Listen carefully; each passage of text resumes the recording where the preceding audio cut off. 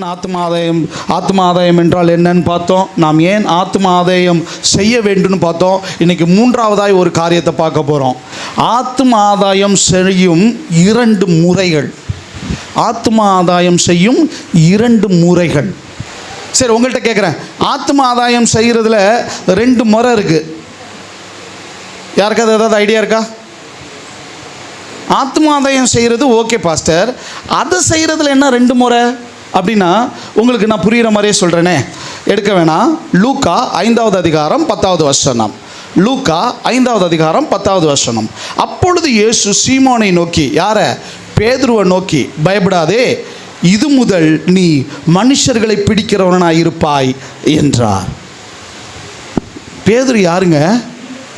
ஒரு ஃபிஷர்மேன். அவன் யார்? ஒரு மீனை பிடிக்கிறவன். மீனை பிடிக்கிறவனை ஆண்டவராகிய இயேசு கிறிஸ்து அவனை சொல்கிறாரு, இனி நீ மனிதர்களை பிடிக்கிறவனாக இருப்பாய். இந்த மீனை பிடிக்கிறதுக்கும் ஆத்ம ஆதாயம் செய்கிறதுக்கும் ஒரு நெருங்கிய தொடர்பு இருக்குது. எத்தனை பேருக்கு புரியுது? இந்த மீனை பிடிக்கிறதுக்கும் ஆத்ம ஆதாயம் ஊழியம் செய்கிறதுக்கும் ஒரு நெருங்கிய தொடர்பு இருக்குது. நான் முன்னாடியே கேட்டது போல் அந்த ஒரு கேள்வி கேட்டேன் கொஞ்ச நேரத்துக்கு முன்னாடி. என்ன கேள்வி கேட்டேன்? ஆத்ம ஆதாயம் செய்கிறதுல அது என்னப்பா, அது 2 முறை இருக்குது. ஆத்ம ஆதாயம் செய்வதில் 2 முறைகள் உண்டு. ஆமென். இந்த மீனை பிடிக்கிறதுலையும் 2 முறை இருக்குது. இப்போ நெருங்கி வந்துட்டேன். யாருக்காவது ஐடியா இருக்கா? ஓகே, மேட்ருக்குள்ளே வருவோம். என்னன்னா, 1, இந்த மீனை பிடிக்கும்போது 2 விதம் இருக்குது. ஒன்று தூண்டில் போட்டு மீனை பிடிப்பாங்க, இன்னொன்று வலையை விரித்து மீன்களை பிடிப்பாங்க. தூண்டில் போடுறதுனா என்னென்னா, நீங்கள் பார்த்துருக்க முடியும், இந்த ஏரியில் குளத்துலலாம் பார்த்துருக்கீங்க, ஒரு நீளமாக ஒரு குச்சி வச்சுருப்பாங்க, அதில் ஒரு நரம்பு கட்டியிருக்கும், அந்த முக்கில் ஒரு ஏதாவது ஒன்று சொருவி வச்சுருப்பாங்க, மீனை போடுவாங்க. மீனை அந்த தூண்டில் போட்ட உடனே கொஞ்ச நேரத்தில் டக்குன்னு ஏதோ இழுக்கிற மாதிரி இருக்கும், இழுத்தா ஒரு மீன் மாட்டிட்டு நிற்கும். இதுதான் தூண்டில போட்டு மீனை தூக்குறது. இன்னொன்று என்ன அப்படின்னா, நல்ல வலையை விரித்து விட்டால் திரளான மீன்கள் சிக்கும். இதுக்கும் ஆத்ம ஆதாய ஊழியத்துக்கு என்ன தொடர்புனா, தூண்டில போட்டு தூக்குறது தனிநபர் ஆத்ம ஆதாயம், வலையை போட்டு பிடிக்கிறது திரளான ஜனங்கள் ஆத்ம ஆதாயம். எத்தனை பேருக்கு நான் சொல்கிறது புரியுது? இந்த ஆத்ம ஆதாயத்தில் இந்த 2 முக்கியம், 2 அவசியம். நான் போய் ஒரு தனி ஆத்மாவையே சந்திச்சிட்டு இருந்தேன்னா எப்படி ஊழிய தேவைகள்லாம் சந்திக்கப்படும்? ஒரு மீட்டிங் நடத்தினோமா, ஒரு மீட்டிங்கில் காணிக்கை எடுத்தோமா, ஒரு மீட்டிங், அந்த ஊழியத்திற்கான தேவைகள் சந்திக்கப்படுது. அதனால பொதுவாகவே என்ன பண்ணிட்டு போயிட்டே இருக்கிறோம்? பொதுவாகவே ஜனங்கள் என்ன பண்ணுறாங்க? சபைகள் என்ன பண்ணுது? சொல்லுங்களேன், எங்கே என்னைய கவனிங்களேன். என்ன பண்ணுறாங்க? அப்படி ஒரு விஷயத்தை விட்டுட்டு என்ன பண்ண ஆரம்பிச்சிடுறாங்க? வலையை விரிக்கிறது தான் ஏன் பெஸ்ட்டு. ஏன்னா தனிப்பட்ட ஆத்மாவை சந்தித்து தூண்டிலில் போட்டு மீனை பிடிக்கிறது கொஞ்சம் கடினம். அதை விட பெஸ்ட் என்ன தெரியுமா? ஒரு சுவிசேஷ கூட்டத்தை நடத்தி மேடையை போட்டு மைக்கை கொடுத்து சுவிசேஷத்தை அறிவிக்கிறதுனா கொஞ்சம் ரொம்ப ஈஸி. ஏன்னா தனியாக போய் அவன்கிட்ட உதவாங்க வேண்டியது இல்லையே. அவன் ஏற்றுக்குவானா ஏற்றுக்க மாட்டானோ? புரியுதா நான் சொல்கிறது? ஒரு ஆமீன் சொல்லுங்களேன். பாருங்கள், தனிநபரை கிறிஸ்துவ நண்டை நடத்துவது பலருக்கு கடினமான காரியமாக இன்றைக்கி இருக்குது. எத்தனை பேர் அது புரியுது? உண்மையா இல்லையா? ஒரு தனி மனுஷனை சந்தித்து அவனை கிறிஸ்துவ நண்டையை நடத்துவது என்னவா இருக்கான்? ஆனால் 10 பேரை கூட்டி சேர்த்து அவர்களுக்கு முன்னால் மேடையில் நின்று சுவிசேஷத்தை பிரசங்கிப்பது பலருக்கு என்னவா இருக்குது? ஒன்றும் இல்லை, உங்கள் வீட்டில் பர்த்டே ஃபங்க்ஷன் வைக்கிறீங்க, ஆல்ரெடி மேடை கேட மைக்கெல்லாம் இருக்குது. உடனே என்ன பண்ணிடு வந்து ஒரு அழகாக ஒரு சுவிசேஷத்தை மொத்தமாக வலையை போட்டுட்டு போயிட்டே இருக்கலாம். இல்லை ஒரு கல்யாணத்தில் என்ன பண்ணலாம்? மைக்கை பிடிச்சி என்ன பண்ணலாம்? ஈஸியாக ஒரு சுவிசேஷத்தை அறிவிச்சிட்டு போயிடலாம். இல்லை உங்கள் வீட்டில் வேறு ஏதாவது ஒரு ஃபங்க்ஷனு, வேறு ஏதாவது வீட்டுக்கு கூடுங்க, ஒரு 4-5 பேர் வராங்க, ஒரு 10 பேர் வராங்க, அழகாக மைக்கை பிடிச்சி என்ன பண்ணிட்டு போயிடலாம்? சேஃப்டி. என்னது சேஃப்டி. 2வது, ஏதோ ஒரு மீட்டிங்னு வச்சா அந்த மீட்டிங்கை நடத்துறதுக்கான பொருளாதாரம்னு ஒன்று இருக்கு இல்லையா? அந்த ஊழிய தேவையாவது என்ன பண்ணப்படும்? வலையை விரிச்சா. ஆனால் தனியாக ஒரு ஆத்மாவுக்கு நான் ஊழியம் பண்ணுறேன், நான் பைக் எடுத்துக்கிட்டு என்ன கையில் பைபிள் எடுத்துக்கிட்டு ஒவ்வொரு ஆத்மாவாக நான் சந்திக்க போனேன்னா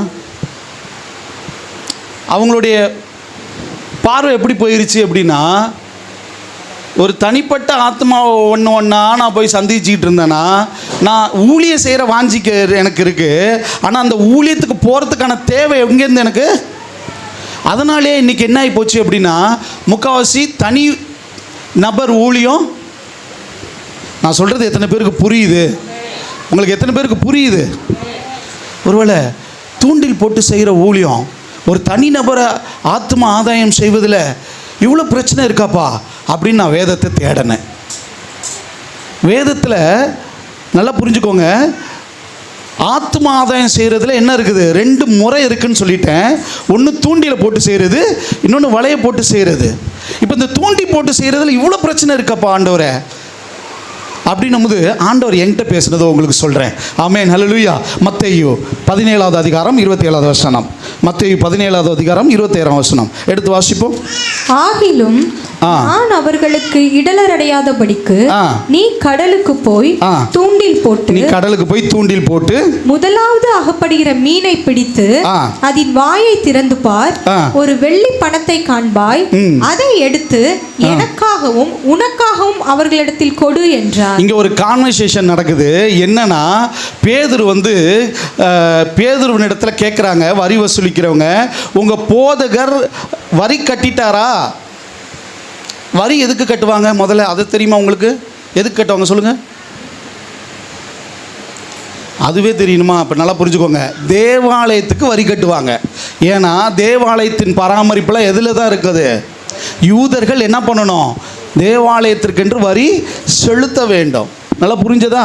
அப்போ அந்த வரி வசூலிக்கிறவங்க, உங்கள் போதகர் வரி வசூலிப்பு காரியத்தில் அந்த வரி கட்டிட்டாரான்னு கேட்ட உடனே இப்போ மேட்ரு என்னென்னா, பேதுருவிட்ட இயேசு சொல்கிறாரு, எதுக்கு வரி வசூலிக்கிறீங்க அப்படின்னா தேவாலயத்தினுடைய பராமரிப்பு. சரி, இன்னொன்று, இப்போ இந்த ராஜா இருக்கிறார்ல, ராஜா அவருடைய பிள்ளைகிட்ட வரி வசூலிப்பாரான்னு கேட்குறாரு. நியாயமான கேள்வியா இல்லையா? ராஜா அவருடைய பிள்ளைகிட்ட வரி வசூலிப்பாரா? இல்லைங்கய்யா.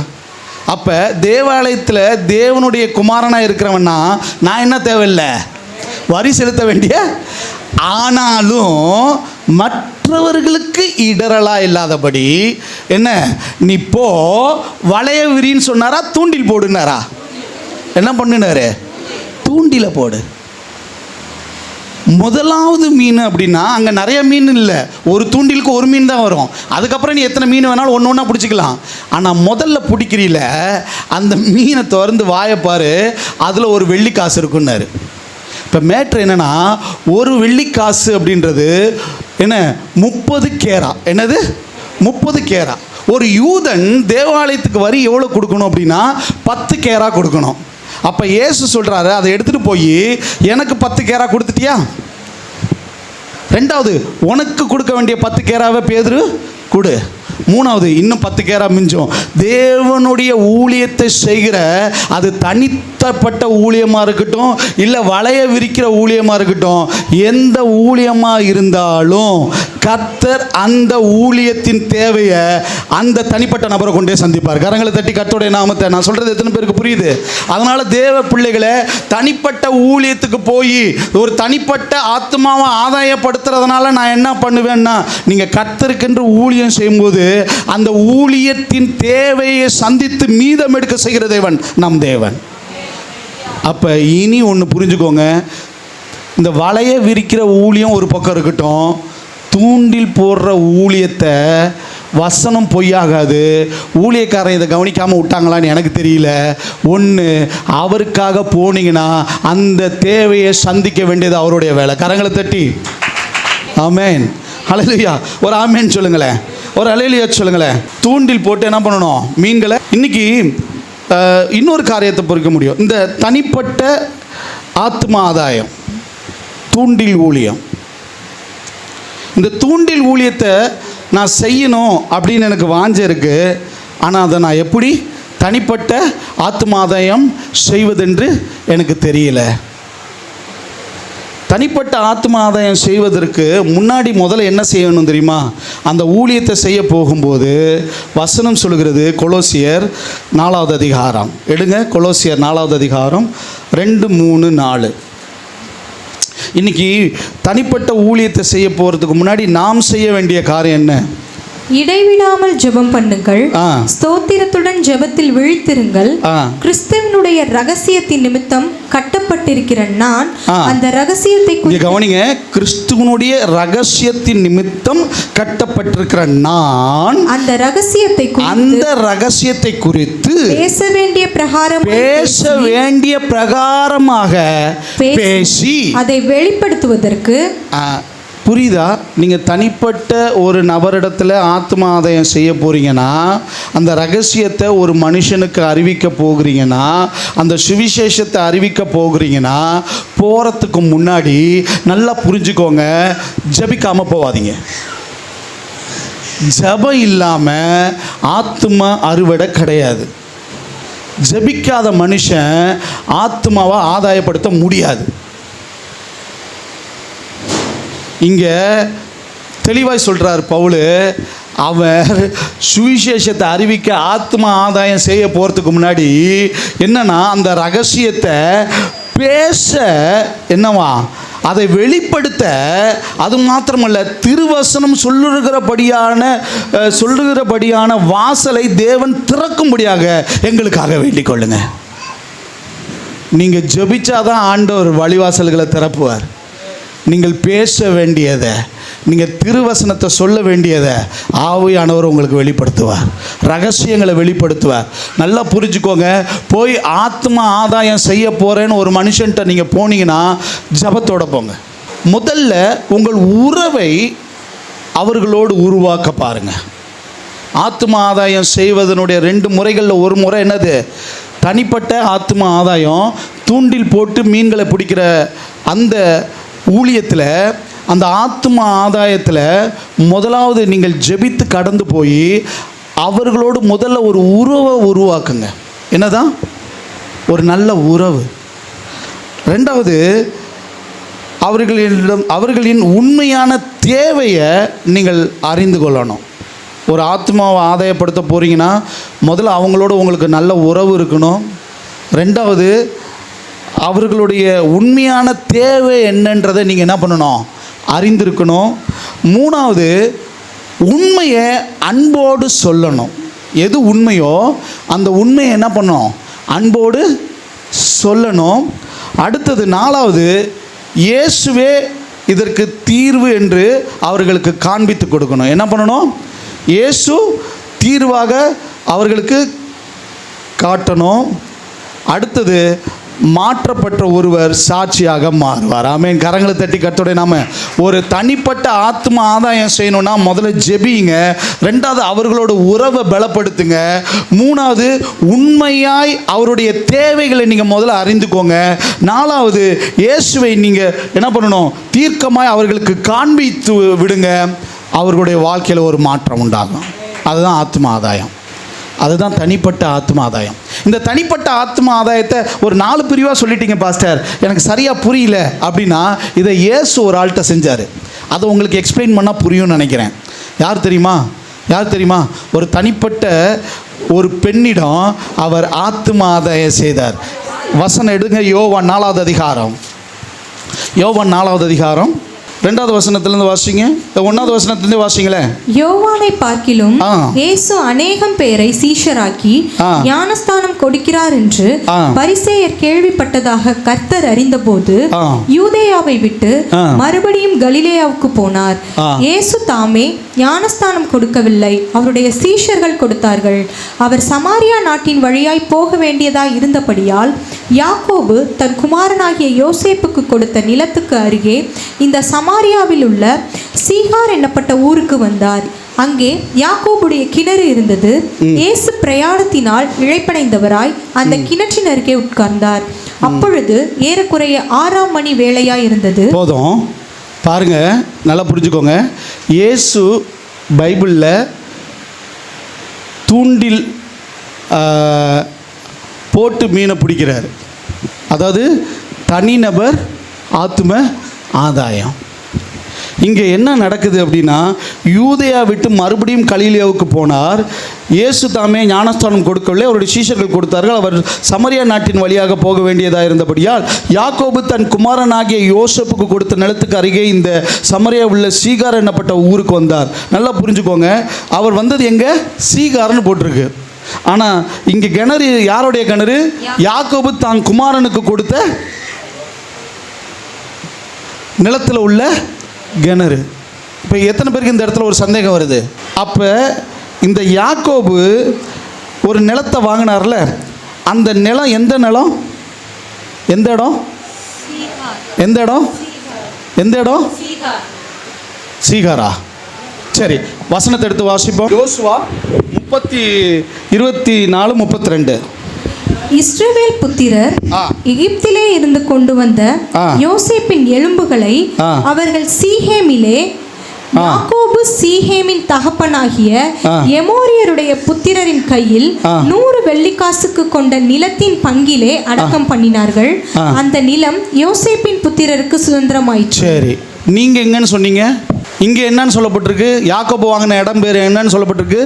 சொல்லுங்களேன், ஒரு ஆமேன்னு சொல்லுங்களேன். இல்லை உங்களுக்கு புரிஞ்சிச்சா புரியலையா நான் என்ன சொல்ல வரேன்னு? இங்க இயேசு வந்த இடம் எது? யாக்கோபு தம் குமாரனாகிய யோசேப்புக்கு கொடுத்த நிலத்துக்கு அருகே இருந்த சமரியாவில் உள்ள சீகார் என்னப்பட்ட ஊருக்கு வந்தார். சரி, யாக்கோபு வாங்கின நிலம் எது? யோசுவாவில் எங்கன்னு போட்டிருக்கு? என்னன்னு போட்டிருக்கு? சீகேம். இங்கே சீகேம் போட்டிருக்கு. இவர் வந்த இடம் எங்க? சீகார். ஏதாவது புரியுதா? நல்லா புரிஞ்சுக்கோங்க. சீகார் என்பது சமாரியா பிராந்திரத்தில் ஒரு கிராமம். சீகேமோ அதே சமாரியாவில் உள்ள ஒரு இடம். இந்த சீகேம் என்பது யாக்கோபு வெள்ளிக்காசுகளை கொண்டு வாங்கின நிலத்தமும் யாக்கோபுடைய கிணறு இருக்கிற இடம் எது? சீகேம். அப்போ சீகார் எது அப்படின்னா, சீகாரில் தான் இந்த ஸ்திரீயானவள் இருக்கிறாள். எந்த ஸ்திரீ? சமாரிய ஸ்திரீ இருக்கிறா. இப்போ அவர் சீகார் வழியாக எங்கே வராரு? சீகேம் கிணத்துக்கு வராரு. சீகேம் கிணத்துல உட்காந்துருக்காரு. உட்காந்துருக்கும் போது தான் சமாரிய ஸ்திரீ என்ன பண்ணுறாரு? எதுக்கு வரா? தண்ணி எடுக்கிறதுக்காக வரா. எத்தனை பேருக்கு புரிஞ்சிச்சு? ஒரு ஆமேன்னு சொல்லுங்களேன். இங்கே சீகாருக்கும் சீகேமுக்கும் கிட்டத்தட்ட தூரம் எவ்வளோ தூரம் தெரியுமா? 1 கிலோமீட்டர். அரை மைல்னு சொல்லப்பட்டிருக்கு. 1 கிலோமீட்டர். நான் சொல்கிற தகவல் எத்தனை பேருக்கு புரியுது? ஒரு ஆமேன்னு சொல்லுங்கள். ஹல்லேலூயா, ஹல்லேலூயா. இப்போ மேட்ரு என்னன்னா, சீகாருக்கு இயேசு வராரு.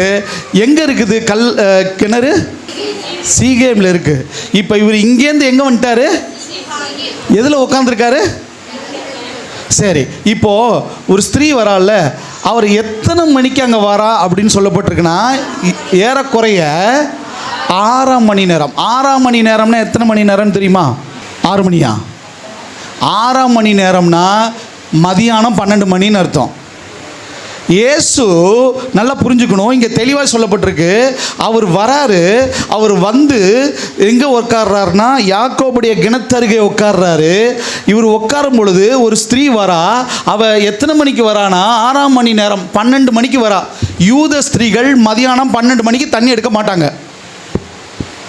ஏன் அப்போ 12 மணிக்கு இந்த வெயிலில் அவள் தண்ணி எடுக்க வரா?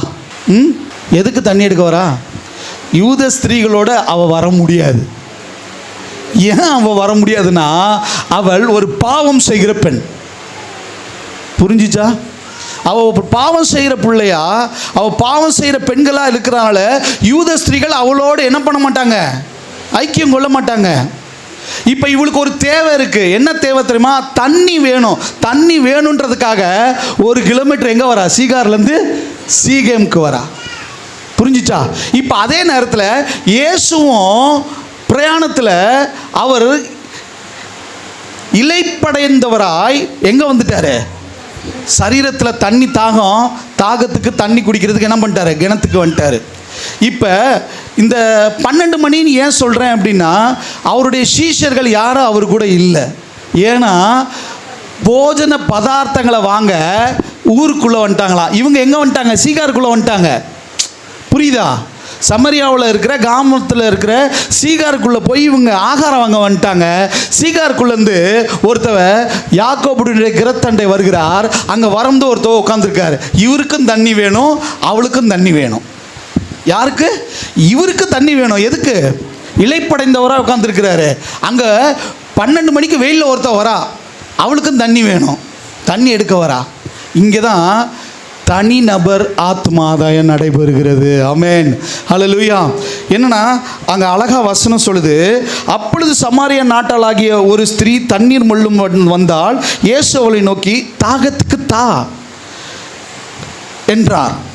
உடனே யூதர்கள் சமாரியருடனே சம்பந்தம் கலவாதவர்களானபடியால் சமாரிய ஸ்திரீ அவரை நோக்கி, நீர் யூதனாக இருக்க சமரியா ஸ்திரீயாகிய என்னிடத்தில் தாகத்துக்கு தாக என்று எப்படி கேட்கலாம் என்றார். நல்லா புரிஞ்சுக்கோங்க, யூதர்களுக்கும் சமாரியர்களுக்கும் ஆகாது. ஏன்னா கலிலேயா மேலே இருக்கு, யூதர்கள் இருக்கிறாங்க, இங்கே எருசலேம் இருக்கு. இதுக்கு நடுவில் ஒரு பெரிய ஏரியா தான் என்னது? சமாரியா. இந்த சமாரியா வழியாக போனால் அங்கே கலிலேயாவில் இருக்கிறவர்களுக்கு எருசலேமுக்கு சீக்கிரம் வரலாம். ஆனால் அப்படி வரமாட்டாங்க. ஏன் தெரியுமா? அவர்கள் கலிலேய கடல் ஓரமாக சுற்றி தான் பல கிலோமீட்டர் வந்து எருசலேமுக்கு வருவாங்க. ஏன்னா அவர்களுடைய பார்வையில், யூதர்களுடைய பார்வையில் சமாரியவர்கள் அருவருப்பானவர்கள். ஏன் அப்படின்னா அது கலப்பினம். இவங்க யூதர்கள், மேலே இருக்கிறவனும் யூதர்கள், ஆனால் இவங்க யார் அப்படின்னா கலப்பினம். யூதர்களாக இருந்தவர்கள் தான், ஆனால் புறஜாதியாரோடு கலப்பினமானபடினாலே இவர்கள், இந்த யூதர்கள் சமரியர்களை என்ன பண்ணுறதில்ல, ஏற்றுக்கொள்கிறது இல்லை. ரெண்டாவது, இந்த சமரியாக்காரன் ஒருத்தன் வந்து எருசலேமுக்கு வந்து என்ன பண்ணுறது கிடையாது தேவாலயத்தில். இப்போ மேட்ரு என்னென்னா, கிட்டத்தட்ட இப்போ இயேசு சந்திக்கிறது யாருன்னா, நான் கிறிஸ்தவன், நான் ஆத்மாதாயம் தனியாக செய்ய போயிருக்கிறேன், ஒரு ஆத்மாவை சந்தித்து பேசுகிறேன். இப்போ கிட்டத்தட்ட இயேசுவோட நிலைமை என்னென்னா, அந்த பெண் யார் எப்படின்னா, அந்த ஆராதனை ஒழுங்குக்கு முற்றிலும் மாறுபட்ட கருத்துடையவளாய் காணப்படுகிறவள். அதாவது யாருன்னா ஒரு இந்து மார்க்கத்தை சேர்ந்த பொண்ணுன்னு வச்சுக்கோங்களேன். இப்போ நான் போய் ஒரு இந்து மார்க்கத்தை சேர்ந்த பொண்ணுக்கு விசேஷம், அந்த ஆத்மாவை, தனி ஆத்மாவை சந்தித்து ஆத்மா ஆதாயம் செய்கிறதுக்கு நான் என்ன கஷ்டப்படணுமோ அதே கஷ்டம்தான் இங்கே யாருக்கு இருக்குது? யூதராகிய இயேசுக்கு இருக்குது. ஏன்னா அவ யார்? சமாரிய ஸ்திரீ. அவள் தெளிவாக சொல்லிட்டா, உங்களோட சம்போஷனையே பண்ணக்கூடாது, நீ என்னத்துக்கு எங்கிட்ட வந்து? இப்படிப்பட்டவ இங்கே மேட்ருனா, இவளுடைய நோக்கம் எதுக்காக வந்திருக்கிறா? எதுக்காக வந்திருக்கிறா? இவளுக்கு ஒரு தேவைக்காக தான் அங்கே வந்திருக்கிறா. இப்போ அவர் சொல்கிறாரு, இயேசு அவளுக்கு பிரதியுத்தமாக, நீ தேவனுடைய ஈவையும் தாகத்துக்கு தா என்று உன்னிடத்தில் கேட்கிறவர் இன்னார் என்பதையும் அறியாதிருந்தானால் நீயே அவரிடத்தில் கேட்டிருப்பாய், அவர் உனக்கு ஜீவ தண்ணீரை கொடுத்திருப்பார். இவருக்கே தண்ணி தாகன் தான் உட்காந்துருக்காரு, அவளும் தண்ணி தாகன் தான் வந்து உட்காந்துருக்கா. இங்கே தனிநபர் ஆத்ம ஆதாயத்தை இயேசு எப்படி செய்யணும்னு அழகாக சொல்லி கொடுக்குறாரு பாருங்க. இயற்கைக்குட்பட்ட தண்ணீர் தாகத்தோடு இருவரும் இருக்கிறாங்க. அவர் இயற்கைக்குட்பட்ட அந்த தண்ணீர் தாகத்தை ஆவிக்குரிய ஜீவ தாகத்தோடு ஒப்பிடு பேச ஆரம்பிச்சார் பாருங்க. கரங்களை தட்டி கர்த்தரோட நாமத்தை. அதுதான் என் ஆத்ம ஆதாயம். நீ ஒருத்தவனை சந்திக்கும் போது அவன் பல பிரச்சனையோடு இருப்பான், பல பிரச்சனையோடு இருப்பாங்க, பல பிரச்சனையை சொல்லுவாங்க.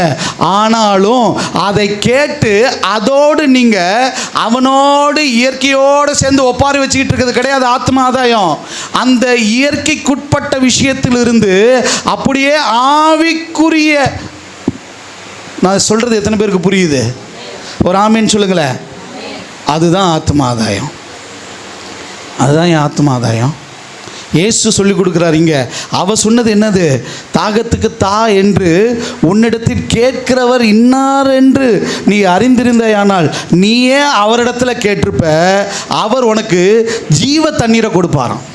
உடனே அதற்கு அந்த ஸ்திரீ, ஆண்டவரே மொண்டு கொள்ள உம்மிடத்தில் பாத்திரம், ஏன்னா அவங்க ஜாமான் வாங்க போயிட்டாங்க, போஜனம் வாங்க எல்லாத்தையும் எடுத்துகிட்டு போயிட்டாங்க, உமக்கு மொண்டுக்கிறதுக்கே ஒன்றும் இல்லை, நீர் எப்படி என்ன பண்ணுவ? பாத்திரமே இல்லையே, கிணறும் ஆழமாக இருக்கிறதே, பின்ன எங்கே இருந்து உனக்கு ஜீவ தண்ணீர் உண்டாகும்? நீர் எனக்கு தண்ணீர் கொடுப்பின்னா அவள் வந்து இன்னும் மாம்சத்தில் தான் பார்க்குறா. அவள் தேவை என்னது? தண்ணீர் தேவை. அந்த தண்ணீர் தேவை. நீர் ஜீவ தண்ணீர்னு என்னமோ ஒன்று சொல்கிறீர, உங்கள்கிட்ட பாத்திரமும் இல்லை, ஆழமாக இருக்குது, எப்படி நீர் தர முடியும்? ஆனால் அவர் சொல்கிறத பொருளே அப்போ நீங்கள் ஒரு ஆத்மாவை தனியாக சந்தித்து அந்த ஆத்மாவை தனிநபர் ஆத்மா ஆதாயம் செய்கிறீங்கன்னா அவர்கள் மாம்சத்தில் உங்களோடு பேசும் பொழுது நீங்கள் அதை கேட்டுக்கொண்டு நீங்கள் அதை ஆவிக்கேற்றபடி மாற்றி பேச கற்றுக்கொள்ளணும். அதை தான் இங்கே இயேசு கற்றுக் கொடுக்குறாரு. எத்தனை பேருக்கு நான் சொல்கிறது புரியுது? நான் சொல்கிறது புரியுதா? இதுதான் நம்ம முக்கியம். நம்மளும் என்னத்தனமா பண்ணுவோம், அவனோடு சேர்ந்து போராடிக்கிட்டு இருப்போம். என்னன்னு நீ ஒன்று சொன்னீனா நான் ஒன்று சொல்கிறேன், நான் ஒன்று சொன்னீனா நீ ஒன்று சொல்கிறேன், ஆத்மா ஆதாயம் பண்ணுறன்ற பேரில் மாம்சத்தில் போராடுறதை விட்டுட்டு இயேசு சொன்ன தனிப்பட்ட ஆத்மா ஆதாய பாணியை கடைப்பிடிங்க. அவர் அழகாக சொன்னார், நான் ஜீவ தண்ணீரை உனக்கு கொடுப்பேன். இந்த கிணற்றை எங்களுக்கு தந்த நம்முடைய பிதாவாகிய யாக்கோபை பார்க்கிலும் நீர் பெரியவரோ, அவரும் அவர் பிள்ளைகளும் மிருக ஜீவன்களும் இதில் குடித்ததுண்டே என்றாள். இவ என்ன அவ்வளோ பெரிய ஆளா நீனு ஜீவ தண்ணீரை தருவேன்ற அப்படின்னா, அதுக்கு முன்னாடி அவர் சொன்னார் பாருங்க, தேவனுடைய ஈவையும். ஆமென், அல்லேலூயா. இயேசு அவளுக்கு பிரதியுத்தரமாக, இந்த தண்ணீரை குடிக்கிறவனுக்கு மறுபடியும் தாகம் உண்டாகும். மறுபடியும் அவர் பேசுறது என்னன்னா, மாம்சத்தில் அவளோடையே போராடலை, நீ இந்த தண்ணீரை கேட்குறம்மா, இந்த தண்ணீரை குடிக்கிறவனுக்கு மறுபடியும் என்ன எடுக்கும். ஆனால் வசனம் சொல்கிறது, நான் அவனுக்கு கொடுக்கும் தண்ணீர் அவனுக்குள்ளே நித்திய ஜீவகாலமாய் ஊறுகிற நீரூற்றாய் இருக்கும் என்றார். அந்த ஸ்திரீ அவளை நோக்கி, ஆண்டவரே, எனக்கு தாகம் உண்டாகாமலும் நான் இங்கே மொண்டு கொள்ள வராமலும் இருக்கும்படி அதை தண்ணீர் எனக்கு தரும். இப்பயும் அவள் என்ன தெரியுமா போராடிட்டு இருக்கிறா? மாம்சத்தில் தான் போராடிட்டு இருக்கிறா. என்னன்னு தரேன்னு சொல்கிறீர, எனக்கு ஒரு ஹெல்ப் பண்ணும். என்ன ஹெல்ப்பு? நான் மறுபடியும் வந்து இங்கே வந்து மொண்டுக்கிட்டு தண்ணிட்டு 1 கிலோமீட்டர் நடந்து வரேங்க. கொஞ்சம் இங்கே இருக்க பைப்படி கூட இன்ன வரைக்கும் நாங்கள் போய் தண்ணி பிடிச்சதில்லை. ஆரோ நல்ல தண்ணி ஆரோ போட்டு விட்டு அதுலேருந்து எடுத்துக்கிட்டு இருக்கிறோம். இப்போ 1 கிலோமீட்டர் ஒருத்தர் நடக்கிறா பாருங்க, சீகார்லேருந்து சீகேமுக்கு. அவளுடைய பிரச்சனைனா, அவளுக்கு என்னென்னு, நீ ஏதாவது தண்ணீர் தருவீங்கிறீரு. சரி, அது வேறு ஒன்றும் இல்லை, நாங்கள் வந்துட்டு போகாமல் மொண்டுட்டு எனக்கு என்ன பண்ணுங்க சொல்கிறது புரியுதா? தனிப்பட்ட ஆதாயத்தில் இன்னொரு விஷயத்தில் கற்றுக்க முடியும். என்ன தெரியுமா? பாருங்கள், மொண்டு கொள்ள வராமல் இருக்கும்படி அந்த தண்ணீரை எனக்கு தர வேண்டும் என்றால், இயேசு அவளை நோக்கி வேறொரு காரியத்தை சொல்கிறாரு. இயேசு தன்னை வேறொரு நபராய் அவளுக்கு காண்பிக்க முயற்சி பண்ணுறாரு. சொல்கிறது புரியுதா? நீ தேவனுடைய ஈவை இல்லையான்னு சொல்லும் போதே அவள் புரிஞ்சிருக்கணும். ரெண்டாவது, நீ கேட்டிருந்தீன்னா நான் ஜீவ தண்ணீரை தந்திருப்பேன்னு சொல்லும் போதும் அவளுக்கு புரியல. மூணாவது, அவர் சொல்கிறதையும் அவருக்கு புரியல. என்னென்னு, நீ குடிக்கிற அந்த தண்ணியை குடித்தாலும் மறுபடியும் தாகம் எடுக்கும், நான் கொடுக்குற தண்ணியை குடித்தா உனக்கு என்ன ஆகாது. அப்பையும் அவளுக்கு புரியல. இப்போ அவர் வேற ஒரு மொழியை பிடிக்கிறாரு. என்ன ஒரு பாணியை பிடிச்சார் தெரியுமா? அழகாக சொன்னார். அடுத்த வசனம் சம்பந்தமே இல்லாமல் இருக்கும். என்ன தெரியுமா? இயேசு அவளை நோக்கி, நீ போய் உன் புருஷனை இங்கே அழைத்து கொண்டு வான்ற. பேசிகிட்டு இருந்த கான்வர்சேஷன் வேறங்க, பேசிகிட்டு இருந்த கான்வர்சேஷன் வேற, சம்மந்தம் இல்லாமல் அதை நிறுத்திவிட்டு என்ன சொல்கிறா, நீ போய் உன் புருஷனை கூட்டிகிட்டு வா. இப்போ இயேசு அவளுக்கு புதுசு, இயேசுக்கு இவளும் புதுசு. புரியுதா? மேட்டர் என்னன்னா, இதை சொன்னா அவள் பொய் சொல்லலை, உண்மையை தான் சொன்னா. ஆனால் ஒரு உண்மையும் மறைக்கிறா. என்ன மறைக்கிறா அப்படின்னா, அங்கே அதற்கு அந்த ஸ்திரீ, எனக்கு புருஷன் இல்லை என்றாள். என்ன இல்லையா எனக்கு? அதுக்கு இயேசு சொன்ன உடனே தான் இயேசுவை அடுத்த கட்டத்தில் அவர் பார்க்க ஆரம்பித்தா. நான் சொல்கிறது புரியுதா? அடுத்த கட்டத்தில் என்னன்னு பார்த்தா தெரியுமா? வசனம் சொல்கிறது, அதற்கு ஸ்திரீ, எனக்கு புருஷன் இல்லை என்றால், இயேசு அவளை நோக்கி, எனக்கு புருஷன் இல்லை என்று நீ சொன்னது, எனக்கு புருஷன் இல்லை என்று நீ சொன்னது சரிதான்.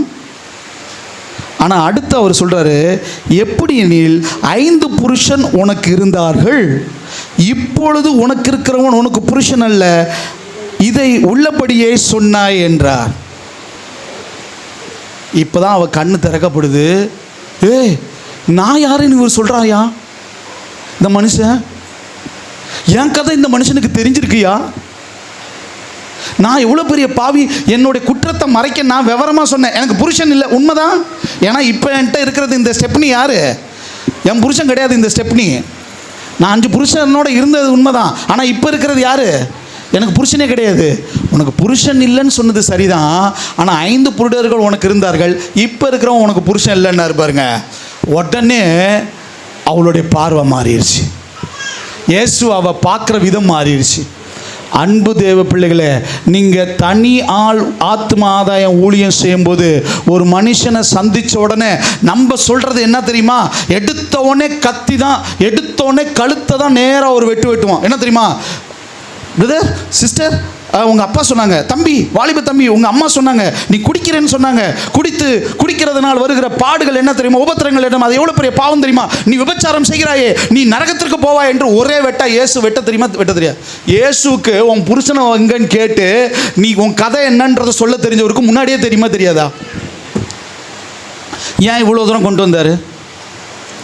அதுதான் தனி ஆள் ஆத்ம ஆதாய ஊழியம். ஒரு தனி ஆத்மா ஆதாய ஊழியத்திற்கென்று ஒரு தனி நபரை ஆத்ம ஆதாயம் செய்ய போனீங்கன்னா பார்த்த உடனே அவங்க பிரச்சனையை சொல்லி அங்கேயே முடிச்சு விட்றாதீங்க. அடுத்த தடவை அவன் மூஞ்சிலே முழிக்க மாட்டான். நம்ம பண்ணுற வேலை என்ன தெரியுமா? ஆத்ம ஆதாய ஊழியம்னு போகணுன்னு, என்ன பிரதர் நீங்கள் நிறைய தண்ணி அடிக்கிறீங்களா? அதை பற்றியே இயேசு பேசலையே. அவன் பாவம் செய்கிறவன் தெரியும் அவருக்கு, அதை பற்றி அவர் பேசலை. அவர் பேசுறது எத்தனாவது கட்டணத்தில் தன் பாவத்தை உணர்த்தினார்ன்னு இருக்கு. எந்த கட்டத்தில் அவளை குற்றப்படுத்துவதற்காக அதை சொல்லலை, அவள் அடையாளம் கண்டுகொள்ள சொன்னார். கரங்களை தட்டி கர்த்தருடைய நாமத்தை. இப்போ அடுத்த வசனம் சொல்லுது, அப்பொழுது அந்த ஸ்திரீ அவரை நோக்கி, ஆண்டவரே நீ தீர்க்கதரிசி என்று காண்கிறேன். இது நெருக்கும் தண்ணியை கொடு மொண்டுக்கிட்டு வான்னு கேட்டுக்கிட்டு இருந்தவ இப்போ என்ன சொல்கிறா? தன் பாவத்தை உணர்த்தும் பொழுது அதை அவள் அறிந்து கொள்கிறாள், ஏற்றுக்கொள்கிறார்.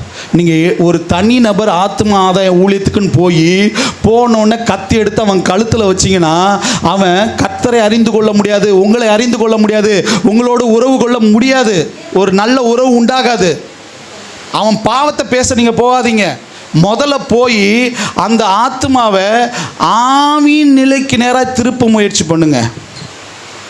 ஆமென். நீ கேட்குற தண்ணி இதுப்பா, நான் உனக்கு ஜீவ தண்ணீரை தர்றேன். இயற்கைக்கு உட்பட்ட காரியங்களை அவள் பேசிகிட்டு இருக்கிறா. இயற்கைக்கு அப்பாற்பட்ட அசாதாரணமான காரியங்களை அவர் அவளோடு இடைப்படுத்தி கொண்டிருந்தார். ஆமென். சொல்கிறது புரியுதா?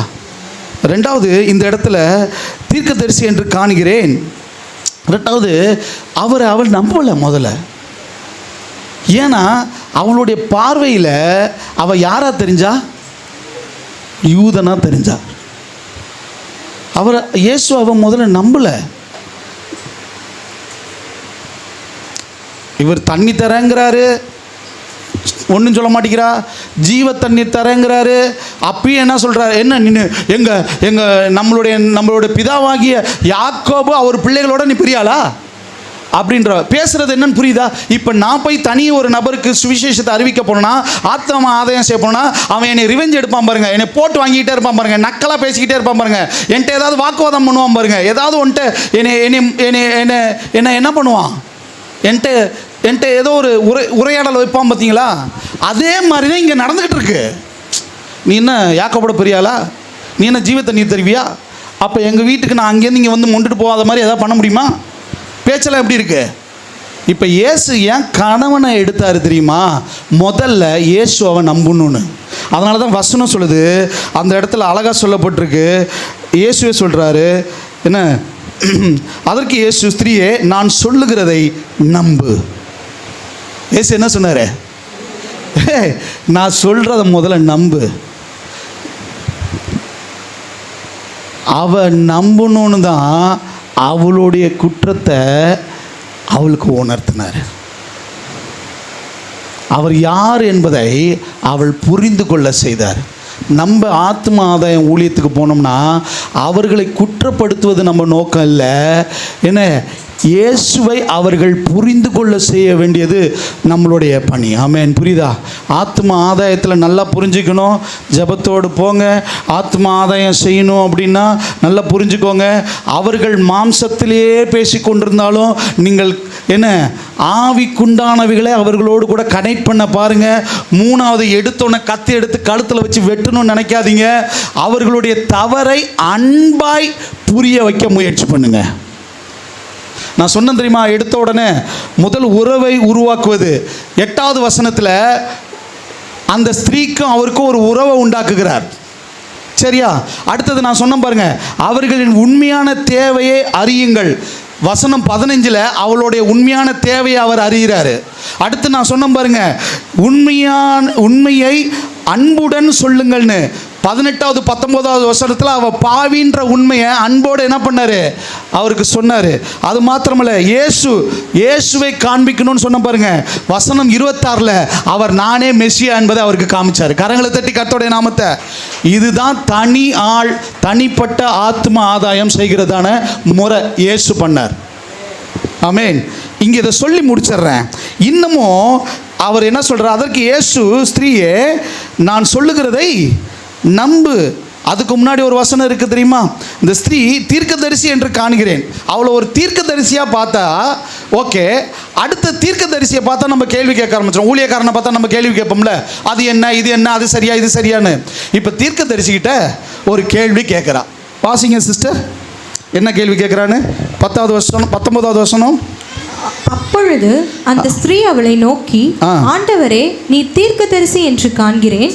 எங்கள் பிதாக்கள் இந்த மலையிலே தொழுது கொண்டு வந்தார்கள், நீங்கள் எருசலேமில் இருக்கிற ஸ்தலத்திலே தொழுது கொள்ள வேண்டும் என்கிறீர்களே என்றாள். அதற்கு இயேசு, இப்போ எங்கே வந்துட்டானா, அவள் ஆராதனைக்கு வந்துட்டா, தொழுது கொள்கிறத பற்றி வந்துட்டா. தண்ணியை கேட்டுக்கிட்டு இருந்தவ இயேசு தனியால் ஊழியத்தை செய்கிறாரு. பேச பேச பேச அவர் தீர்க்கதரிசின்னு உணர்ந்தா, அவர் தன் பாவத்தை உணர்ந்தா. இப்படி தாங்க ஆத்மா ஆதாயம் செய்யணும். ஒரு ஆத்மா தன்னை உணர வைக்கணும், தன் பாவத்தை உணர வைக்கணும். ஆமென். இயேசுவை அறிய வைக்கணும். எடுத்த உடனே கத்தியை வச்சு என்ன பண்ணிடக்கூடாது. இப்போ மேட்ரு என்னன்னா, அவர் கேள்வி கேட்குறா, எங்கள் பிதாக்கள் இந்த மலையில் தொழுது கொண்டு வந்தார்கள், நீங்கள் எருசலேமில் ஸ்தலத்திலே தொழுது கொள்ள வேண்டும் என்கிறீர்களே என்றார். இப்போ ஒரு விதண்டாவாதத்தை பண்ணுறா, ஒரு தர்க்கத்தை வைக்கிறா. இயேசு அவளுக்கு விதண்டாவாதம் பேசிக்கிட்டு இருந்தாரா? விதண்டாவாதத்துக்குள்ளேயே போகலை. அவள் கேட்குறது என்னன்னா, சமாரியர்கள் பக்கத்தில் கெத்திரியான ஒரு மலை இருக்குது, அந்த மலையில் போய் தான் தொழுது கொள்வாங்க. யார்? சமாரியர்கள். யூதர்கள் எங்கே தொழுது கொள்வாங்க? எருசலேம் தேவாலயத்தில் தொழுது கொள்வாங்க. இப்போ அதை தான் அவள் கேட்குறா, என்னென்னு, இந்த மலையிலே தொழுது கொண்டு வந்தார்கள் எங்களுடைய பிதாக்கள், நீங்கள் எருசலேமில் என்ன பண்ணுறீங்க, ஸ்தலத்தில் தொழுது கொள்ள வேண்டும் என்கிறீர்களே என்றார். அதற்கு இயேசு, ஸ்திரீயை நான் சொல்கிறதை நம்பு, நீங்கள் இந்த மலையிலும் எருசலேமில் மாத்திரமல்ல எங்கும் பிதாவை தொழுது கொள்ளும் காலம் வரும். அவள்கிட்ட தர்க்கம் பண்ணலை. நாம் நினச்சிக்கிட்டு இருக்கிறோம் என்னென்னு, ஐயா எருசலேம் தேவாலயத்தில் போய் தொழுது கொண்டா தான் தொழுது கொண்டது, அவங்களுடைய பாணியில் போய் மலையில் போய் தொழுது கொண்டா தான் தொழுது கொண்டதுன்னு. இந்த ஆராதனையை குறித்து அவர் சொல்கிறார். அவளுக்கு என்னன்னு சொல்கிறாரு அப்படின்னா, நீங்கள் அறியாததை தொழுது கொள்கிறீர்கள், நாங்கள் அறிந்திருக்கிறதை தொழுது கொள்கிறோம். ஏனென்றால் ரட்சிப்பு யார் மூலயமா? யூதர்கள் மூலயமா தான். இதை சொல்லி முடிக்கிறேன். உண்மையாய் தொழுது கொள்கிறவர்கள் பிதாவை ஆவியோடும் உண்மையோடும் தொழுது கொள்ளும் காலம் வரும். ஆவியோடும் தேவாலயத்தில் போய் தான் இல்லை, மலையில் போய் தான் இல்லை, அவரை ஆவியோடும் உண்மையோடும் தொழுது கொள்ளும் காலம் வரும். அது இப்பொழுதே வந்திருக்கிறது. தம்மை தொழுது கொள்கிறவர்கள் இப்படிப்பட்டவர்களாக இருக்கும்படி பிதாவானவர் விரும்புகிறார். தேவன் ஆவியாக இருக்கிறார், அவரை தொழுது கொள்கிறவர்கள் ஆவியோடும் உண்மையோடும் அவரை தொழுது கொள்ள வேண்டும் என்றார். அந்த ஸ்திரீ அவரை நோக்கி, கிறிஸ்து என்னப்படுகிற மெசியா வருவார் என்று அறிவேன், அவர் வரும்பொழுது எல்லாவற்றையும் நான் அறிவிப்பார் என்றாள். இப்போ தான் ஃபைனல் கொண்டார் இயேசு. அதற்கு உடனே பேசுகிற நானே அவர் என்றார். நான் தான் உனக்கு ஜீவ தண்ணீரை கொடுக்க வந்தவன். நான் கொடுக்குற தண்ணி அது நித்திய தண்ணீர், அது என்ன ஆகாது, தாகம் உண்டாகாது. இப்போ இதை அவள் அறிந்த உடனே வசனம் அடுத்தது பார்த்தீங்கன்னா, அவள் ஓடி சென்று சமாரியா பட்டணத்தில் இந்த மெசியாவாகிய கிறிஸ்து வந்திருக்கிறார் என்று அறிவிக்கிறார். கரங்களை தட்டி கர்த்தருடைய நாமத்தில். சமாரியாவில் அநேக ஜனங்கள் இயேசுனுடைய உபதேசத்தை கேட்டு விசுவாசிகளாய் மாறினார்கள். இப்போ நான் உங்களுக்கு சொல்ல விரும்புகிறது ஒன்றே ஒன்று தான். என்ன தெரியுமா? ஒரு தனிப்பட்ட தூண்டில் போட்டு பிடிக்கிற மீன் இருக்குது பாருங்கள், ஒரு தனிப்பட்ட ஆத்ம ஆதாயம் இருக்குது பாருங்கள், அதற்கு பின்னாடி ஒரு பட்டணமே ரட்சிப்புக்குள்ளாய் நடக்கும். ஆமென், ஹல்லேலூயா. நீங்கள் நினைக்கிறீங்க ஒரே ஒரு ஆத்மா தானே, நான் நினைக்கிறேன் ஒரே ஒரு ஆத்மா தானேன்னு. ஆமென். ஒரு அல்லேலூயா சொல்லுங்களேன், ஒரு அல்லேலூயா சொல்லுங்களேன்.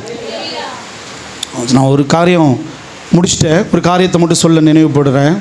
ஒரு சம்பவத்தை வாசிக்கும்போது என் இருதயத்தை தொட்ட காரியம். ஒரு குடிகாரன் இருந்தான்.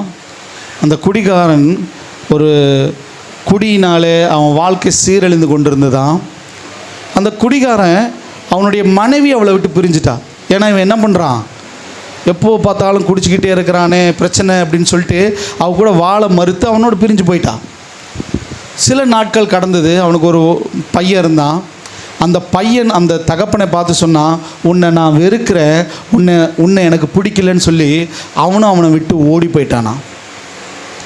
அவன் அந்த பையன் மேலே ரொம்ப அன்பு வச்சுருந்தான். அந்த பையனை அவன் ஓடி போனோன்னே நிறைய தெருக்களில், வீதிகளில், பட்டணங்களில் அவனை அலைந்து திரிந்து 3 மாத காலம் அளவும் அவனை அலைந்து திரிந்தே அவன் வாழ்க்கை போனது. இன்னமும் குடிகாரனானா. ஒரு நாள் மாலையில் அவன் கண்ணீரோடு வருத்தத்தோடு குடித்து கொண்டு ஒரு இடத்துல ஒரு தெருவில் படுத்து கிடந்தானான். படுத்து கிடந்திருக்கும்போது என்ன நடந்தது அப்படின்னா, அந்த வழியாய் வந்ததான ஒரு அந்நிய மனுஷன் அந்த மனுஷனை அவனை தூக்கி கொண்டு போய் அவனோட வீட்டில் உட்கார வச்சு அவனுக்கு ஆகாரத்தை கொடுத்து அவனை பலப்படுத்தி அவன் சொல்லுகிறது எல்லாமே இவன் பதில் பேசாமல் கேட்டுக்கிட்டே இருந்தானா. அவன் மனைவி பிரிந்து போயிட்டா, அவன் மகன் ஓடி போயிட்டான் அப்படின்ற காரியத்தெல்லாம் சொல்ல அப்படியே அமைதியாக கேட்டுக்கொண்டே இருந்தானா. இந்த குடிகாரன் இவர் சொல்லுகிறது எல்லாவற்றையும் சொல்லி முடித்ததுக்கப்புறம் அந்த அந்நியன் அவரை பார்த்து ஒரே ஒரு வார்த்தை சொன்னானா. என்னென்னா, உங்கள் மகனை நீங்கள் தேடுவது போல தான் தேவனும் உங்களை தேடிக்கிட்டு இருக்கிறார். சொல்கிறது எத்தனை பேருக்கு புரியுது? உடனே இந்த மனுஷன், எது தேவன் என்னை தேடிக்கொண்டிருக்கிறாரா? உன் மகன் காணவில்லை என்று நீ தேடுவது போல உன்னை உண்டாக்கின தேவன் நீ காணவில்லை என்று தேடிக்கொண்டிருக்கிறார் என்று சொன்னோடனே அந்த மனுஷன் அவனுக்குள்ள ஒரு மாற்றம். அவன் தேவனை தேட ஆரம்பித்தான். தேவனை தேட தேட அவன் வாழ்க்கையில் அந்த குடிப்பழக்கங்கள் மாறியது. ஒரு 3 மாதம் கழித்து தன்னுடைய மகன் அந்த தகப்பனை நோக்கி வந்தானா. வந்து என் நண்பர்கள் என்னிடத்தில் சொன்னார்கள், உன் தகப்பன் முன்பதாக போல் அல்ல, அவர் குடிப்பழக்கத்திலிருந்து விடுதலை பெற்றுவிட்டு இப்பொழுது நன்றாக இருக்கிறார் என்று சொல்லி. அப்போ அந்த குடிக்காரன் சொன்ன காரியம் என்ன அப்படின்னா, இப்போ என் மகன் என் கூட வந்துட்டான், என் மகன் என் கூட இருக்கிறான், நானும் என் மகனும் சந்தோஷமாக வாழுகிறோம். அதை விட ரொம்ப முக்கியமான விஷயம், பரலோக தேவனுக்கு நான் காணாதவனாக இருந்தேன், நானும் அவருக்கு கிடச்சிட்டேன் அப்படின்னு. இத்தனை பேருக்கு நான் சொல்கிறது புரியுது? ஒரு தனி மனித ஆத்ம ஆதாயம் ஒரு பெரிய மாற்றத்தை இந்த சமுதாயத்தில், நம் பட்டணத்தில், நம் பகுதியில் உண்டு பண்ண முடியும். எத்தனை பேருக்கு நான் சொன்னது புரிஞ்சது? ஆமென். அல்லேலூயா, அல்லேலூயா. அந்த ஸ்திரீயை அவள் சந்தித்தார். அவள் பேசின காரியம்லாம் பாருங்கள். முதலாவது தாகத்தை பற்றி பேசினா, அடுத்தது கணவனை பற்றி பேசினாங்க, அடுத்த ஆராதனை பற்றி பேசினாங்க, அடுத்தது அவன் ஆண்டவருக்கு சாட்சியாக மாறிட்டா.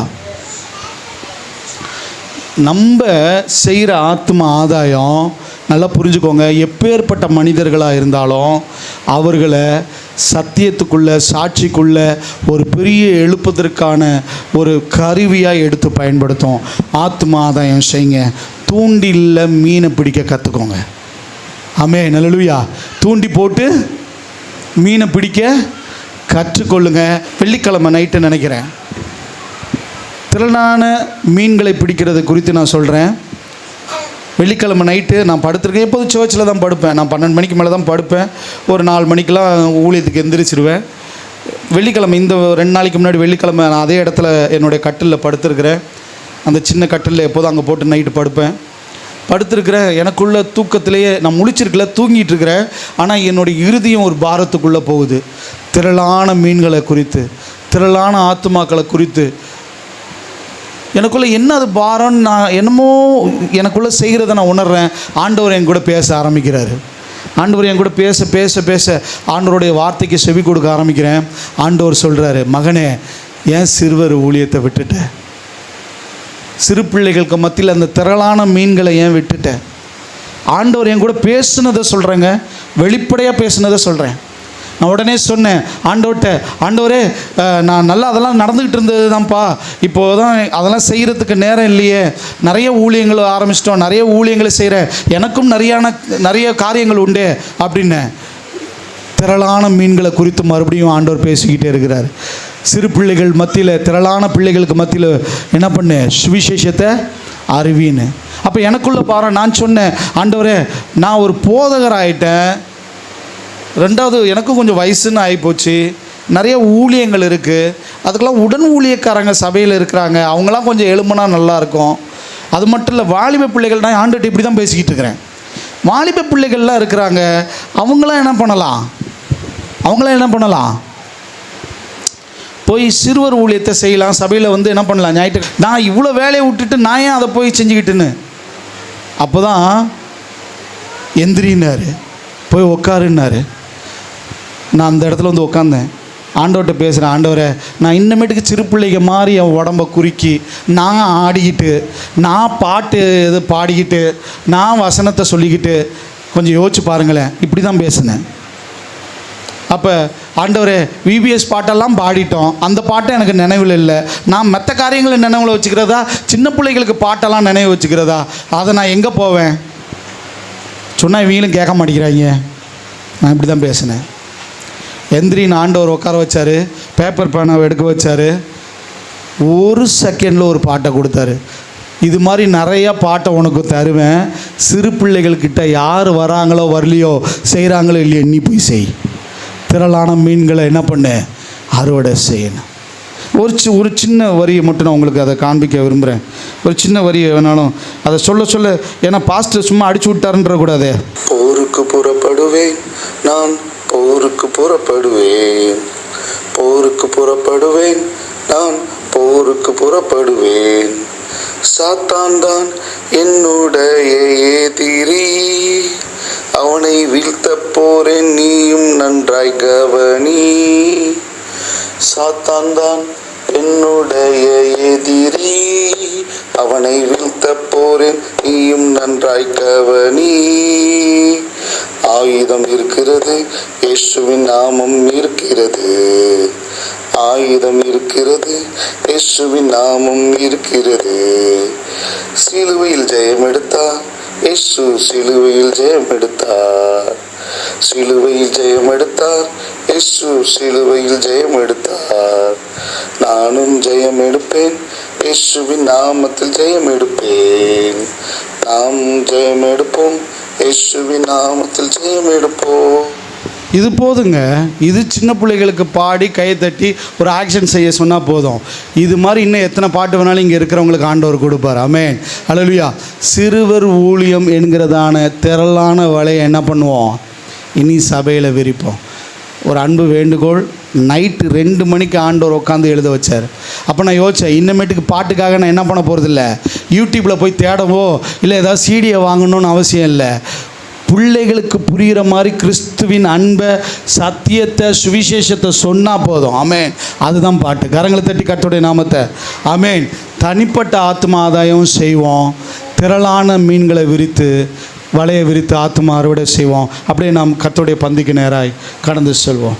கர்த்தருடைய பந்திக்கு நேராக இந்த நாளில் 2 விதமான முறையை குறித்து ஆத்மாதாயம் செய்வதில் 2 முறை இருக்குது. ஒன்று என்னது சொல்லுங்களேன், ஒன்று என்னது, இன்னொன்று